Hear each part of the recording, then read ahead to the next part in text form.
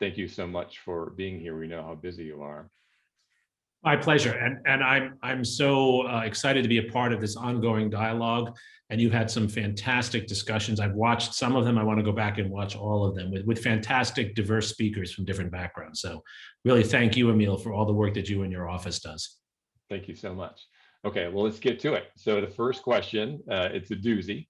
It would ask you to, in 2 minutes or less, tell us your professional story. How did you get to where you are today professionally? It's a great question. So I'm the child of immigrants. My father's an immigrant from India. My mother's the child of immigrants from Russia. I'm half Jewish, half Hindu. So I'm just mixed up from the start, Emil. As long as I can remember, I've always been interested in history. Just to explain my own background, I've recognized how important history is in defining people, in how others define them, and in how leadership constructs the ability to bring people together or not to bring them together. I went to public schools in New York City. I was fortunate enough to be able to go to Stanford as an undergraduate, and I was exposed to some wonderful history professors, and I saw that this could actually be a profession. And my career since then, from graduate school through becoming a professor, has really been to interrogate the ways in which historical experience and historical memory affects our lives today. I'm interested in the past as it's relevant for the present. And so my career is really the intersection between the study of the past and its application to policy issues, to leadership issues, and to general social and diversity issues in the world that we live in today. And it's really fun to work between these areas. I write books, I teach students, I love teaching large groups of undergraduates, and I work with a lot of organizations as a leadership consultant in this way. Can you tell us a little bit, we were talking about this before we went live, tell us a little bit more about your podcast. It sounds really exciting. Sure. So, and there it is right up there, yep. Product placement. So our podcast is actually sponsored through Liberal Arts Instructional Technology Services here at UT. I don't know if there's anyone on from LAITS. They're a fantastic group to work with. And the podcast originated in 2017, late 2017, when my then 14-year-old son, Zachary, said to me, you've just published this new book on presidential leadership, which I had just published. But if you want young people to understand and engage, you need a podcast.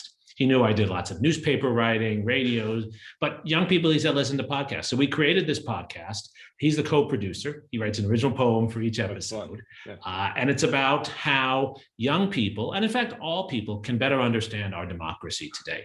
We take a topic that's in the news and we look back historically and how we can better understand that topic and how, and this is the important part, we can use that history to do a better job of promoting democracy in our lives today. For example, last week's episode 140, was on Asian Americans and their experience in our society, how we can better understand that and how we can do better as a democracy to be inclusive of Asian Americans. We're gonna do the Eyes of Texas this week. We're gonna talk about that. Great, I'm definitely gonna tune into that. That's an important topic. Okay, so next question, standard question, what do you suspect or know bothers other people about you as a leader? Or this is a little, not the same question, but what is your leadership weakness? So first of all, we all have to recognize that we have leadership weaknesses. Everyone does. And the moment you think you don't is when you're setting yourself up to be a very poor leader, perhaps an authoritarian leader. I have two outstanding weaknesses among many others. These are not the only two. And if you ask my wife, she'll give you a very, very long list. But the two at the top of my list are, one, I can be very impatient. I'm someone who likes to get places, get things done. I work really hard, and sometimes I can fall into impatience. I want others to move faster.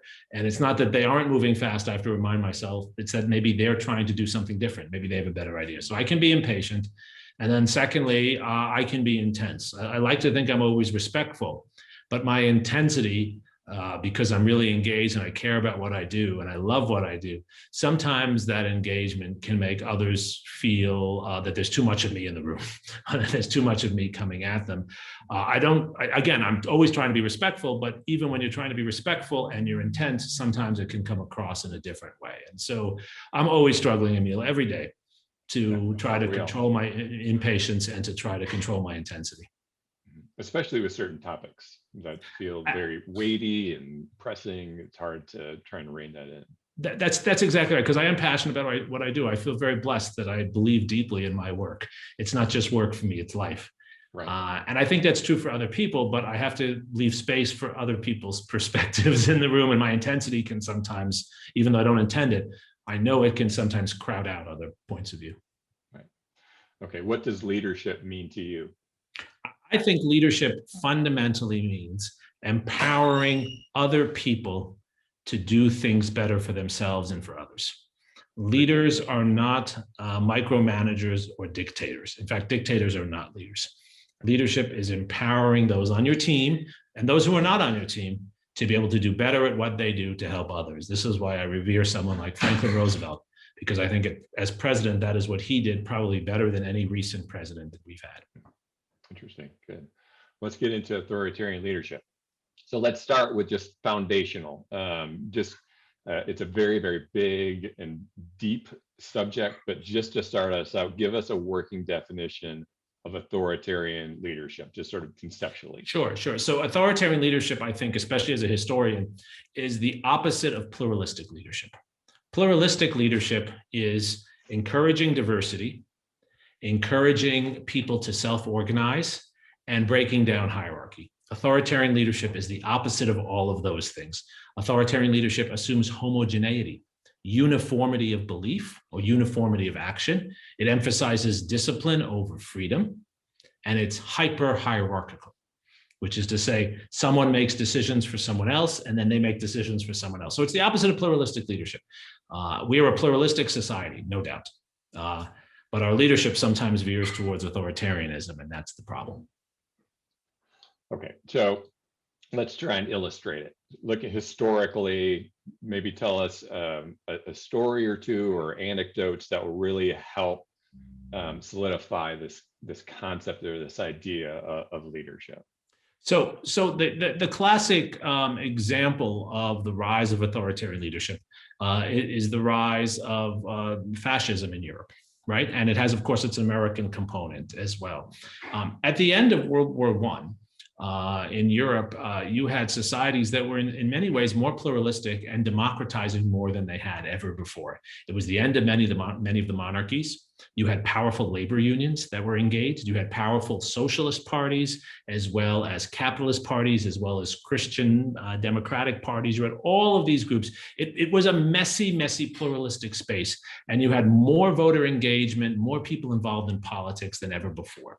But what happened was, in this disorderly space, there were groups that emerged and individuals who emerged to say, we will bring order, we will make things simple.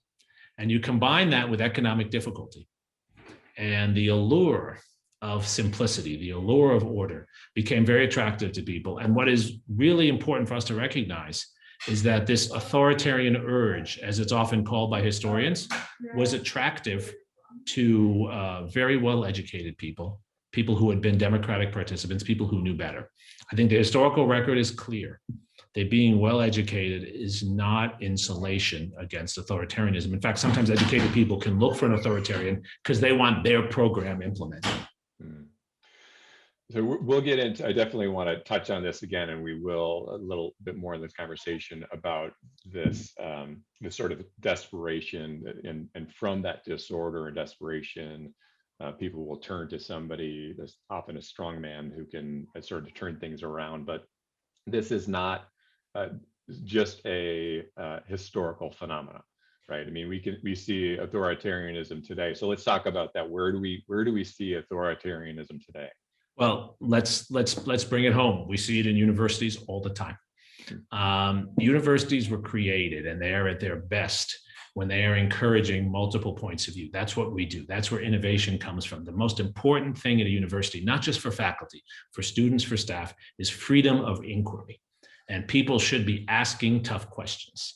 But there are often enormous pressures in a university not to ask those questions because the leadership sees them as threatening. And the clearest example of this, let's put it on the table, is athletics and race at universities. We all see that there's a problem in the way that race is managed in athletics, not just at UT, we might do it better than others, but across, right? We have Black and brown bodies being used to entertain wealthy white donors. And there are all kinds of problems with that. It's a difficult situation, and oftentimes it works to the advantage of the donors. There's an authoritarian system, there's an authoritarian pressure to silence what I just said, to silence that discussion. And that's a problem at universities. We need to resist that. We need to push back on that. I'm not saying I have the solution to this problem, but the urge from the money source to silence the criticism is something we have to fight against every day.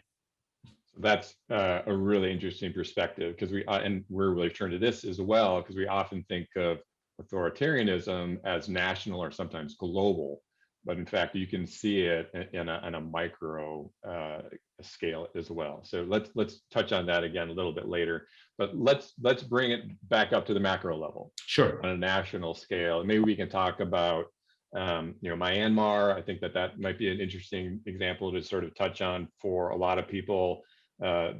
Felt like Aung San Suu Kyi was going to be this sort of heroine to come in and really fix this militaristic problem. What happened there? What is happening there? So Myanmar is a classic case, Emil, where you have many democratizing, pluralistic impulses. And Aung Suu Kyi is in some ways, even though she's a flawed figure, as everyone is, she's been part of a larger human rights movement. Is where she wins the human rights, the Nobel Peace Prize for human rights activism. But what we've seen in Myanmar is a recurring problem. Those who have access to force, the military in particular, often will move in, especially at a time of weakness and crisis, to reclaim power. And that's really what's happened here. We've seen over a decade various efforts, largely successful, to democratize parts of Myanmar's government, to create more parliamentary rule, to create more participation in politics, more freedom of inquiry. And now the military has stepped in, as it has there and elsewhere before, because this undermines their control over society. And they see many interests, economic as well as political, in maintaining control. The hardest thing to do in any historical setting, Emil, is to get the people with the money and the guns to cede power to a more pluralistic community that doesn't have the money and the guns, but has the power of innovation and democracy on its side. So let's talk about that a little bit more. We mentioned the appeal, and that you spoke of it as the authoritarian urge. What is so attractive about authoritarianism to so many people? There's a lot of sort of marketing that goes into authoritarianism. We hear about the cult of personality, as we mentioned, this sort of tough guy image of coming in to clean up the streets when people are in a sort of a desperate state. I mean, even looking at the United States, there are a number of people, as it turns out, who really admire Putin. So what makes that appeal so effective to so many people? It's a topic many historians, myself included, have been puzzling over for a long time and researching. And if you ask 10 historians, you'll get 10 answers. But I think they'll include a variety of things commonly among them. It'll probably be a matter of weighting different things over others. There is a paternalistic element to this, right? There is a way in which we crave some sort of father, mother figure, usually a father figure. And all of these authoritarians, every example you think of, it's someone who takes on that role as a kind of father to the people, someone who will protect you, someone who will be there for you. And I think it comes down to what Machiavelli writes about. It's love and fear. It's the manipulation of love and fear. Everyone wants to belong. And so part of what happens to a population, it can be a population of disadvantaged individuals. There were Jewish authoritarians in Germany, just as there are, Latina, Latinx individuals today who support Trump, right? There can be this urge, this desire to belong when you feel you're not included, you feel you're left out, and you want to be part of this movement. You want this big man to care about you, and you want to feel connected to this big man. And if this big man does well, my group does well because I'm associated with this big man. And you can see this in the interpersonal interactions that occur. That's a lot of what happens at these rallies. Wow, I matter because I'm part of this, right? My life sucks, but now I'm part of this moment. I'm part of this spectacle. That's a big deal. So that's the love part. Then there's the fear, right? People get bullied. I have to say, I was watching the interviews with many of the medical professionals who worked in the prior administration on COVID. CNN did a special on this weekend, I think, and they talked about how they were bullied, how fearful they were. And these are distinguished doctors. Right. You know, you think to yourself, why they should leave the White House and do something else, but no. Authoritarians know how to manipulate fear. They're bullies, right? So it's the love and the fear, and they're using both, right? You want to be loved by the big man, and you don't want the big man to be angry at you.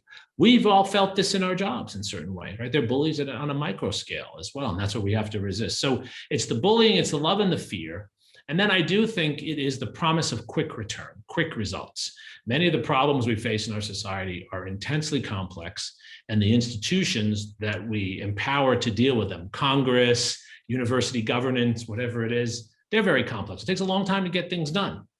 And so impatient people like myself look to the strong man to get things done quickly for them. Maybe it's even, you think in your mind, for altruistic reasons, right? Maybe that authoritarian can come in and fix the zoning policies of the city, or can clean up the dirt and grime, right? And so it's, in the short term, it's very attractive. It's almost intoxicating.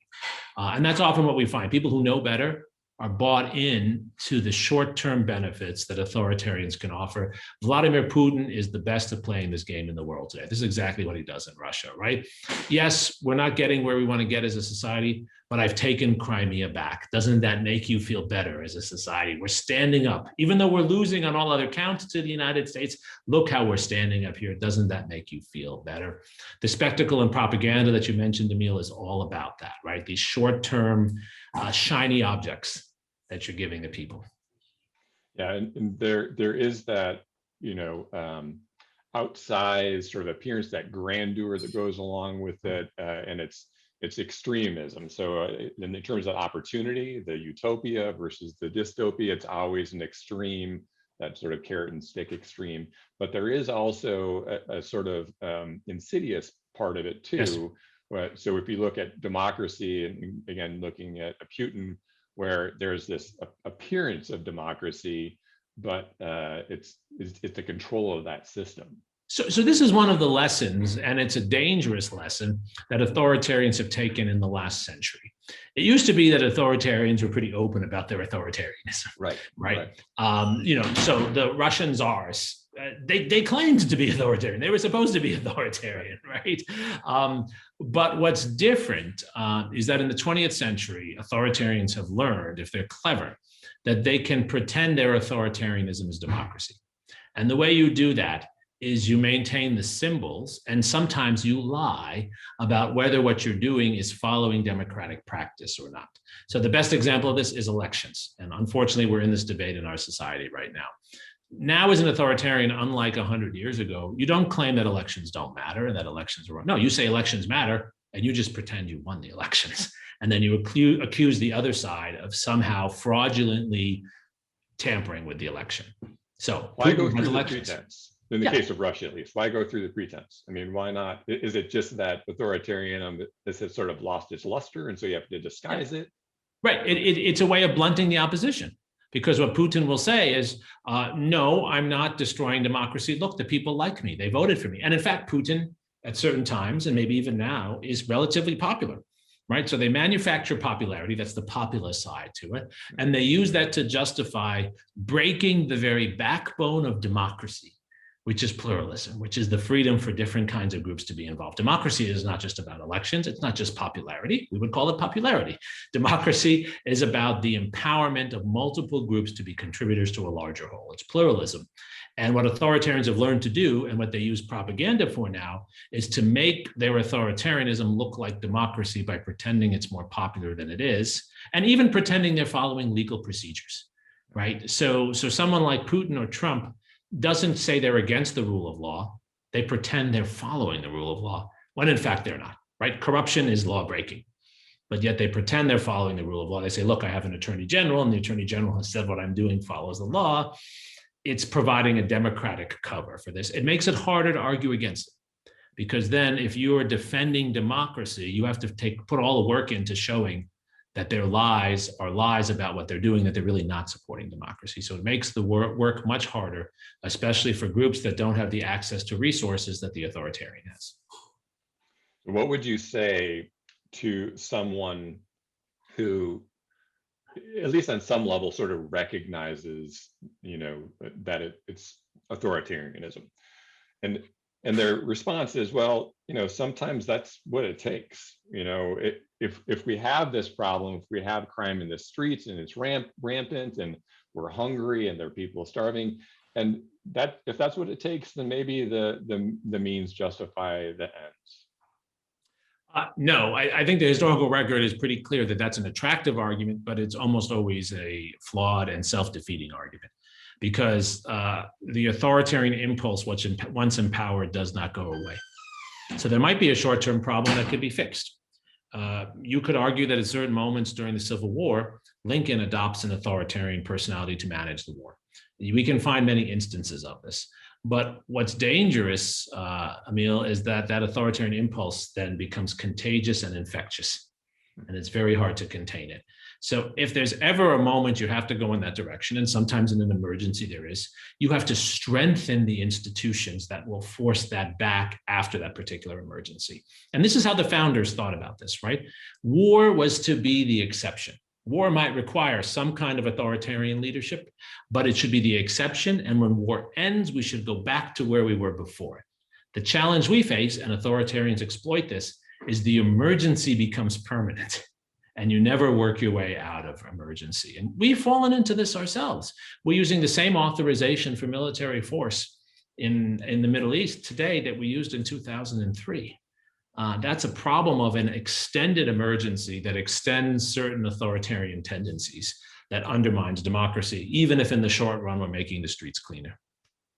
I think that to bring it back down to the micro level, I think people have worked in that environment, often where the command and control is necessary. So we could look at pseudo-military organizations like police forces, or even in a construction site or emergency workers, where there are instances where there needs to be no back and forth discussion. You just need to do it expeditiously.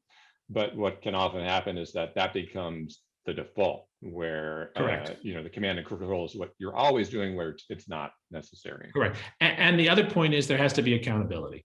So if in the short term, and a construction site is a very good point, you can't, when you have dangerous objects, have an extended debate over how to handle those objects. Someone's in charge, someone's the supervisor. But that person should be accountable for their decisions. So it's not an authoritarian problem if in the short run that decision's made, and then there is an assessment of that decision and that person is held accountable. It's authoritarianism if that person gets to do whatever they want and is not held accountable in the way they should be. I think about this a lot with university administration. There are times when deans and faculty and others have to make decisions, certain staff, but everyone should be accountable for their decisions. That's the way you control the authoritarian impulse from becoming an exception to becoming a rule. Let's talk about the followers of authoritarianism a little bit more. We've touched on it, but talk to us about why followers and followers' perceptions are so fundamental to an authoritarian's success, quote unquote. It's I think the key question, the one that historians spend so much time on, because so many kinds of people who know better become followers of authoritarians, and authoritarians have no power without their followers. They are not the ones pulling the trigger themselves, right? They need people to be following them. The followers of authoritarians are often a collection of different characteristics. They're people who seek belonging. They're alienated. They're seeking belonging. They're people who seek material gain for themselves. They're people who are despondent and looking for quick hope. And then it has to be said, they're people who have hateful impulses, and we all have certain hateful impulses, and their hateful impulses are triggered. That's why, as many historians have argued, authoritarianism often goes hand in hand with racism or sexism or anti-Semitism, because one of the ways you trigger people is by appealing to their most hateful impulses. There also is a prurient side to it as well. There's a sexualized side to it. That's the sort of parading male, the big gorilla with the red tie, right? There's some of that as well. It's all of those things. It's a mix of those, and people get drawn to it for different reasons. That cocktail, though, we have to recognize is something we're all susceptible to. You can't be educated out of that. It's something within the human impulse. What's best is that we're aware of it, right? And then we're reacting when we see that. Which leads me to this question. So what role do we all have as global citizens to stop authoritarianism and other, as you say, just recognizing it? What actions do we take? I think the most important thing we can do is take every measure possible to strengthen our democratic and pluralistic institutions. It's not enough to oppose authoritarianism. It's more important to have an alternative to it. Authoritarians fill the space where democratic and pluralistic institutions decay. And it's particularly the case in societies like the United States, where we have long traditions of success and we have institutions that have not been updated. What makes our institutions susceptible today is not that we're more authoritarian as a people. We're not. It's that, and we're not more hateful as a people. But what it is that we have legacy institutions that worked well 20 years ago that don't work as well today, and we haven't updated them. And the decay of those institutions allows authoritarians to come in and say, see, these institutions don't work. Let's just get this done with brute force. Let's muscle our way through, rather than let's fix Congress and actually get legislation, right? Let's actually make our voting work better, right? What some are saying now is, don't let people vote. Let's just make this simple. No, let's fix voting. Let's reverse the decay in our institutions. So invest in institutions and invest in democratic responsibility and behavior. That's what we all need to do. And we need to call out others who don't do that. We have that obligation as citizens. More important than serving your country is serving your democracy. Our oath as public officials is usually to a constitution, right? To a set of laws, to a democracy, not just to a country. That's great. Thank you so much.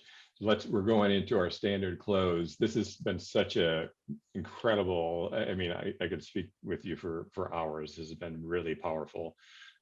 So first standard closing questions, what are you reading right now? I suspect it's a lot. So just give us one or two that you particularly are enjoying or that you'd recommend. So I always like reading novels and things of that sort, but I thought I'd mention two books that might be relevant on this topic for people. One, and they're recently published books. One is called The Middle Way, and it's published by my friend Derek Chollet, Chollet. He's a scholar who's now in the Biden administration. He's working in the State Department, and it's about foreign policy and the need for pragmatism. And I think it's relevant to everything we do, finding that middle way. It's not about replacing one extreme with another. He talks about instead how we have to affirm our values and then build policy solutions around that. It's a really powerful book with some good examples. And then I have here with me, in front of me, this book by a recent PhD, Katie Hull, called The Machine Has a Soul. It's actually published in a series I edit at Princeton, and it's on American sympathy for Italian fascism. And reading this book, it is eerily like reading about the present. The manipulation of the media, the false image of the leader. And it's really, it shows how infectious this was in an earlier era in our society. And I think that helps us to understand our own era a lot better. That's great. That sounds fascinating. What was the hardest thing you have had to do as a leader? The hardest thing I've had to do as a leader is recognize my own failures. I've been responsible for all kinds of things, programs, personnel, and I've made mistakes, and to recognize those mistakes. And sometimes I have to say, Emil, those mistakes have been because of my ego. And so recognizing that there've been a few cases where I have not understood what people I work with were trying to do, and have not been as attentive. I think I've always intended to be open-minded, but I have to work harder at it. And there've been a few cases where I haven't been as successful with colleagues, either where there is hierarchy, where there isn't hierarchy, and owning one's own failures. That's really hard because we're told to only be successful, and so this is what I've struggled with repeatedly. Right, and not fun, and especially sometimes hard to do when you're sort of reach that level of leadership and sometimes that positional power. It's hard to get perspective, and that's exactly right. And I've been too slow to get that perspective. Just put the cards on the table. Yeah. Last question. Give us two key pieces of leadership advice. One is make sure you're always learning. And what worked yesterday doesn't work tomorrow. This is really the historian's insight. We don't study the past as a recipe for the future. We study the past to understand how the future is ever changing out of the past. And so use the past to guide you in continuing to evolve. Don't fight the last war.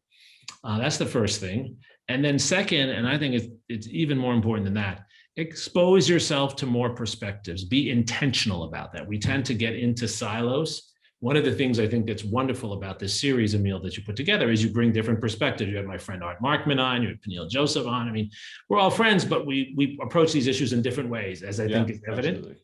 And that's super important, right? And unfortunately, our lives get more and more, especially in quarantine, right? They get sort of narrowed. And we're so busy doing what we're doing in our little narrow space that we don't get out. So read broadly, go to museums, go to shows, expose yourself to people who are different. Don't expose yourself to being disrespected. Don't expose yourself to racists, but expose yourself to different perspectives on issues. And we have to be more intentional than ever about that, Emil. Great advice. Thank you so much. As I say, this has been a great interview. To our listeners and watchers, it's recorded right now. We'll have it up on our YouTube channel in about a week. Next month, we have Dr. Latoya Smith from DDCE joining us. She'll be talking about servant leadership, also very exciting. Be sure to tune in to Dr. Suri's podcast. This is Democracy. The link is in the Facebook chat. And next week, he'll be talking about Eyes of Texas. So very exciting stuff. Thank you so much for joining us, Dr. Suri. Emil, thank you. I really enjoyed the conversation. And thank you to all the listeners. And thank you for all you do for our university. Thank you. Bye-bye. Bye-bye.